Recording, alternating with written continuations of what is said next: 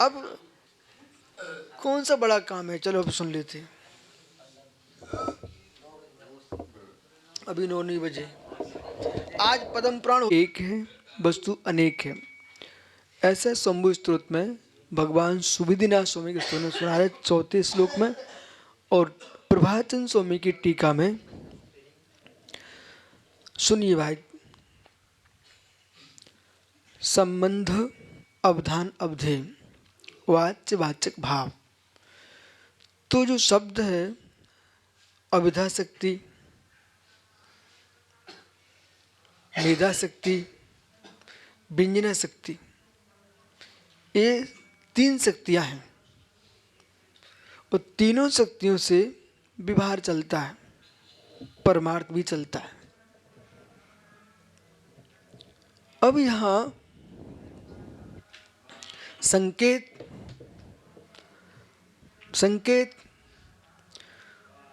तो संकेत जब शब्द का प्रयोग किया,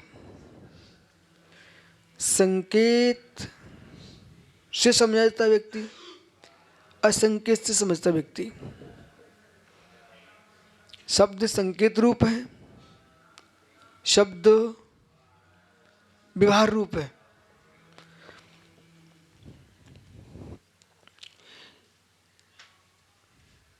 अत्र तो कल जो व्याख्या की थी उसका दृष्टांत दे रहे हैं आप।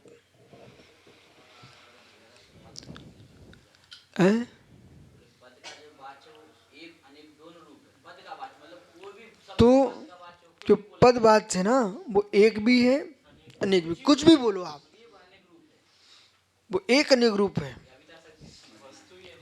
तो पद का वाच्य एक अनेक रूप है, पद का वाच्य एक भी है, पद का वाच्य अव्यक्त भी है। तो एक वचन का प्रयोग करना, बहुवचन का प्रयोग करना। पद का वाक्य एक है, एक वचन, बहुत है, वृक्षा, बहुवचन का प्रयोग किया।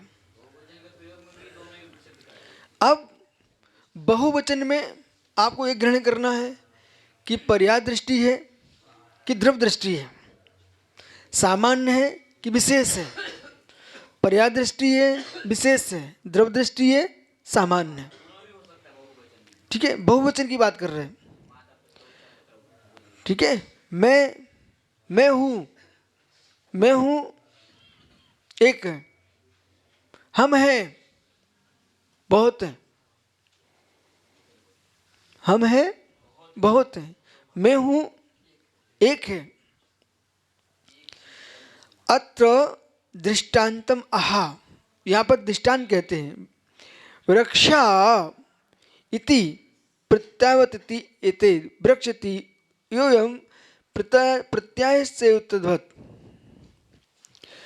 जैसे कहा वृक्षा, तो वृक्षत्व सामान्य से सभी वृक्ष एक है। क्या है? अत दृष्टांतम आहा, दृष्टांत चल रहा है। इति तो प्रत्यावत, प्रत्यय के समान, कारण के समान। एते वृक्षति, इसमें वृक्ष है, सोयम प्रत्यय, वही क्या है? प्रत्यय। तस्य, उसी के समान, तद्वत्, उसी के समान, एकादवाची तद्वत्। अत्र ही प्रत्यय वृक्षत्व सामान्यम, तो इस प्रत्यय में क्या हुआ? वृक्ष सामान्य हुआ। तो वृक्ष वृक्ष वृक्ष सामान्य एक है, अखंड एक हो गया। ठीक है,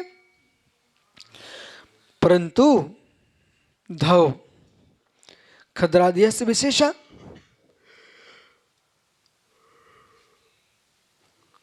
ये धो का वृक्ष है, मतलब प्रसिद्ध वृक्ष धो।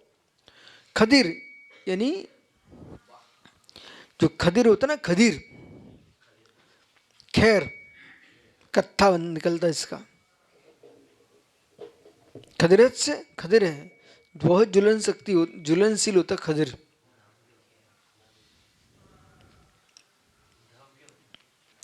वृक्ष का नाम है धव, खद्र, विशेषा। देखो वृक्ष का तो सामान्य हो गया और आपने विशेषण लगा दिया, खदिर अलग है, धव अलग है, तो दो हो गए।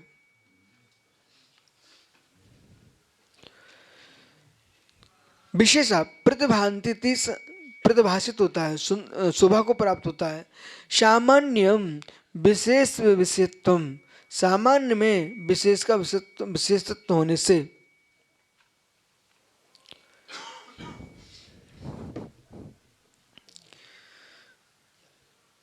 यथा तथा पदे अयमिति, तो जिस प्रकार से है उस प्रकार से है, ऐसा पद जानना चाहिए। यदि वह पदस्थे थी, इस प्रकार से पद है, तो को अर्थ था, क्या अर्थ है उसका? प्रत्यवत प्रकृत्या, ये ध्यान दो, प्रत्यवत प्रकृत्या, प्रकृति जो है ना प्रत्यय के समान, प्रत्यय कैसा है? प्रकृति के समान। प्रत्ययवती ही प्रकृति, जो प्रत्यय से युक्त है वही प्रकृति। पदम इति अभिधानात्, पद इस प्रकार से अभिधान से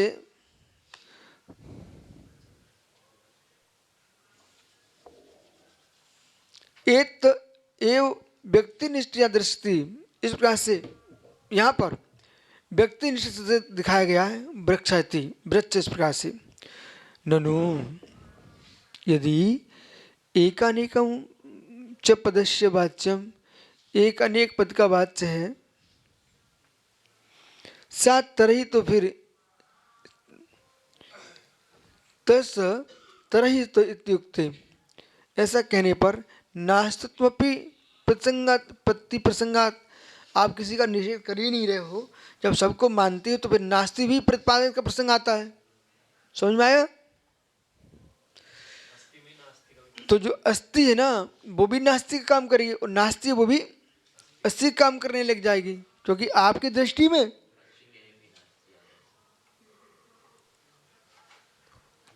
सब पद है।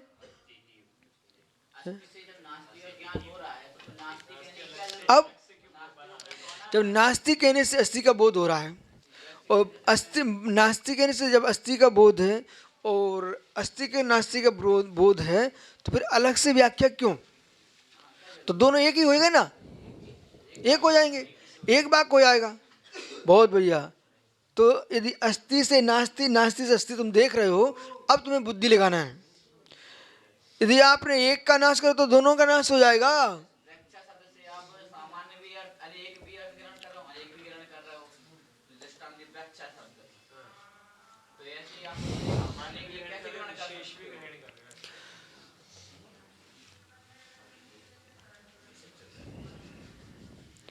अस्थि भी है, नास्ति भी है, नास्ति भी अस्थि भी है।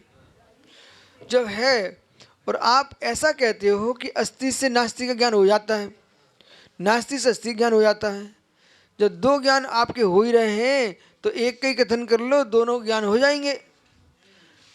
तो हम आचार जैनाचार कहेंगे भाई आपको, ये आपके जो वचन हैं विवेक होना चाहिए।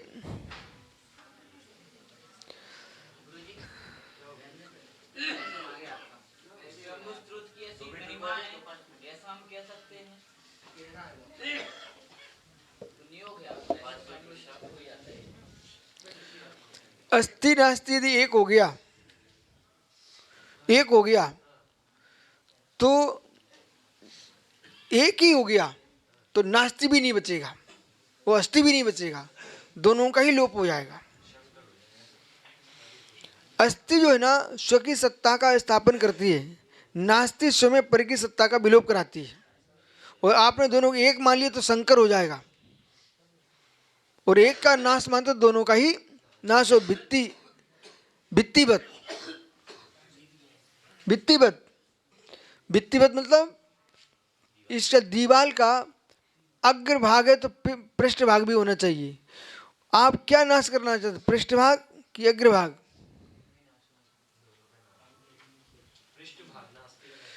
यदि तुम पृष्ठ भाग का नाश करना चाहते हो तो साथ में अग्र भाग का भी नाश हो जाएगा।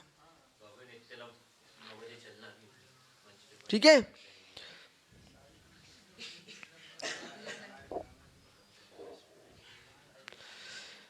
प्रतिभांति सामान्य विशेषत्वात्, तो विशेषा प्रतिभांति, विशेष प्रतिभाषित होता है। सामान्यम विशेष विषयत्वम, सामान्य विषय का होने से, यथा यथा तथा पदे इति, तो जो पद जैसा उसका वैसा। एतदेव व्यक्तिनिष्ठतया दृष्टि, यहाँ पर व्यक्तिनिष्ठ रूप के द्वारा दर्शन कहते हैं। वृक्षाति जैसे वृक्ष। ननु यदि एकमेकं च पदस्य वाच्यं स्यात् इत्युक्ते नास्तित्वमपि। अगला प्रश्न किया,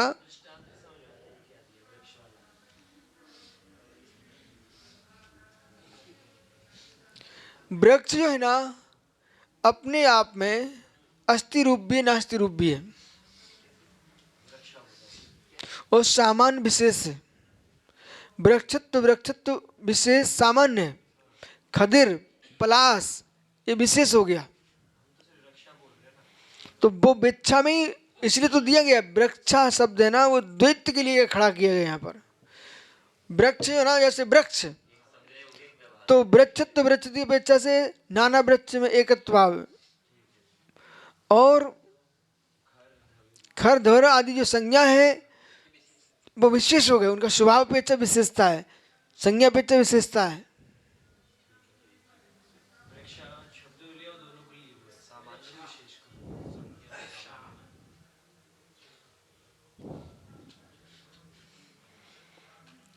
शेष कल मिलते हैं।